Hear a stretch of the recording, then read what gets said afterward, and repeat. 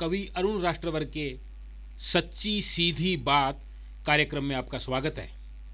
दोस्तों, मेरे इस कार्यक्रम के माध्यम से मैं आपसे प्रतिदिन भारत की सामाजिक, राजनीतिक, प्रशासनिक और अन्य ज्वलंत समस्याओं पर 5 मिनट बातचीत करूंगा। मेरी आपसे गुजारिश है कि इन समस्याओं पर सब मिलकर गंभीर चिंतन करें और इन्हें जड़ मूल से उखाड़ने का बीड़ा उठाएं। आज 1 जनवरी 2015 है। जनसंख्या विस्फोट भारत की सबसे ज्वलंत समस्या है। मैं आपसे इस समस्या पर आज चर्चा करना चाहता हूं। इस समस्या पर चर्चा शुरू करने से पहले आइए हम सब मिलकर नव वर्ष 2015 का स्वागत इन पंक्तियों में करें। वर्ष नया विश्वास नया हो, तम भागे प्रकाश नया हो। ध्यान चाहूंगा। वर्ष नया विश्वास नया हो, तम भागे प्रकाश नया हो।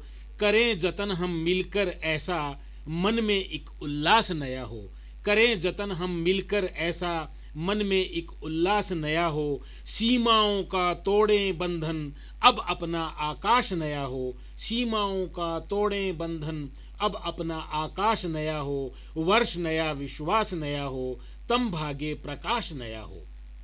आखर आखर लिख दें ऐसा, पढ़ने का एहसास नया हो।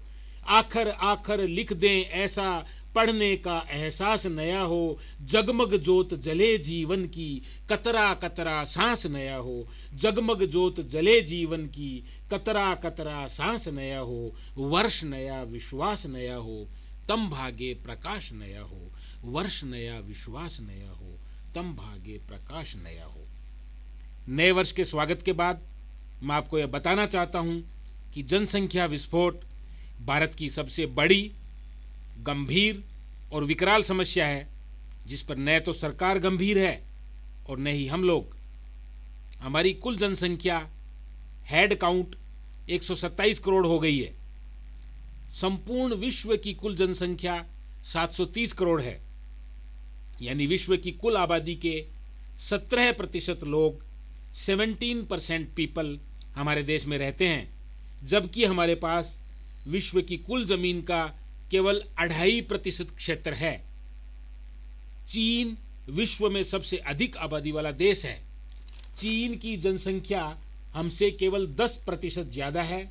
यानी हमारी आबादी 127 करोड़ है और चीन की आबादी 139 करोड़, जबकि उसके पास हमसे 3 गुना ज्यादा जमीन है।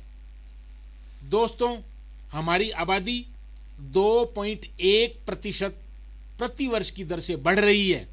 यानी हम लगभग 2.5 करोड़ बच्चे प्रति वर्ष पैदा करते हैं, जो ऑस्ट्रेलिया जैसे देश की संपूर्ण आबादी से भी 12 लाख ज्यादा है।